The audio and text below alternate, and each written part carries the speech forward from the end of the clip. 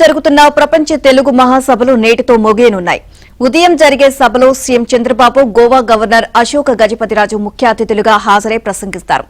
మధ్యాహ్నం నుంచి జరిగే కార్యక్రమాలకు మాజీ ఉపరాష్ట్రపతి వెంకయ్యనాయుడు, ఇతర ప్రముఖులు హాజరవుతారు.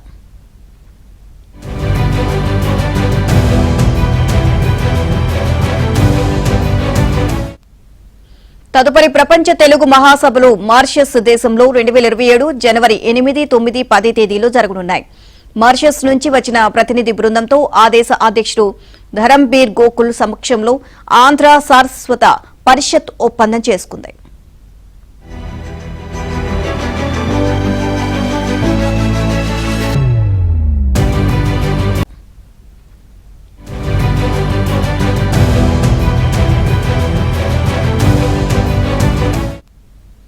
తదుపరి ప్రపంచ తెలుగు మహాసభలు మారిషస్ దేశంలో 2027 జనవరి 8, 9, 10 తేదీలో జరగనున్నాయి.